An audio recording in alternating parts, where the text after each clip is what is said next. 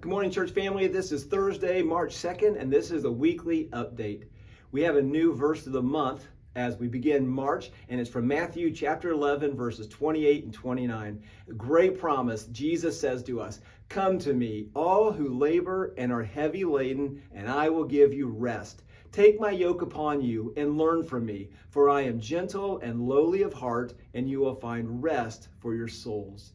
Wonderful promises whenever we find ourselves weary, heavy laden, burdened, worried, fearful, anxious, tired. Jesus says, come to him to find rest. And I really do believe that rest is something an awful lot of people need in our culture. A lot of times in our church, we need rest, physical rest, but also spiritual rest. And we often miss that because we refuse to take the time to come to Jesus.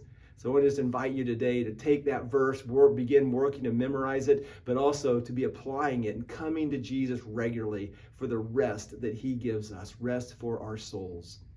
Well, coming up this week, we have a number of birthdays. Today is Tim Chambers' birthday. Tomorrow is Rosie Ellis's birthday. On the 4th, Bree Souza's birthday. And then on the 5th, Julia Chambers. And the 7th, Dee LaFoe. And then on the 4th, Andy and Lindsay Messmer are having an anniversary. So happy anniversary and happy birthday to all of you. Well, tonight we have an open gym here at the church. If you'd like to play basketball, just shoot around. You're certainly welcome to come. That's going to be from 6 to 8. And that's a great opportunity to invite a friend, somebody that may just get a good opportunity for them to connect with a few other people. Coming up on March 11th, next Saturday, we have an all-church work day. And that's for the whole church family, all hands on deck, lots of projects, lots of different things. So we want to encourage you to come and be a part of that. That's going to be, again, next Saturday, March 11th. Then on the 12th, on Sunday morning, we're going to have a church family pitch-in after the morning service. So I encourage you to take advantage of opportunities like that, not only to serve and to eat, but also to be able to connect with the church family. Coming up on the 19th, Sunday the 19th, we have a pizza with pastors for those who are newer in the church and want to get to know us a little bit. That's a great opportunity. We meet at about 11:15 right after the church service, and we're done by 12:30. Coming up, a couple prayer requests. We want to continue to pray for Dan and Elizabeth Rose as Dan's continue to have back problems. Elizabeth's pregnancy, she's due almost any time, recovering from COVID, so be praying for them.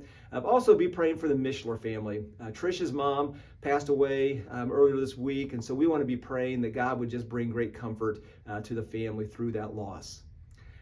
Resources for the week. We want to highlight just a couple things that are resources for parents and grandparents to help grow kids to love Jesus and his plan for their sexuality. So a couple of resources. One, a little book by Randy Alcorn called The Purity Principle. Just a good little resource that just really packed with good truths for us. Also, Passport for Purity is for younger teens and an opportunity for moms and dads to be talking to their students about just what God's design for them is. And then also we have a book for younger kids called God Made All of Me. The subtitle is A Book to Help Children Protect Their Bodies. And we just want to be making good resources available to the church family, to parents, grandparents, for all of us to just continue to equip us to be able to serve others well and be growing together in the body of Christ. Well, coming up on Sunday, we're going to be in Genesis chapter 29. The sermon title is going to be Meet Your Match. That God is always working behind the scenes. He's always working to accomplish his goals and purposes for us.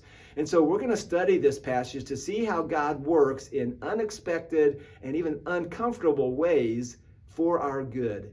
And so looking forward to spending some time in that passage with us and learning more about Jacob, the family of Abraham, Isaac, and Jacob, and just all the ways that God has worked and the multitude of things that we can learn for us today. Well, as we wrap up, a verse for today is this, Proverbs 27:6. It says, "Faithful are the wounds of a friend, but deceitful are the kisses of an enemy." Faithful are the wounds of a friend.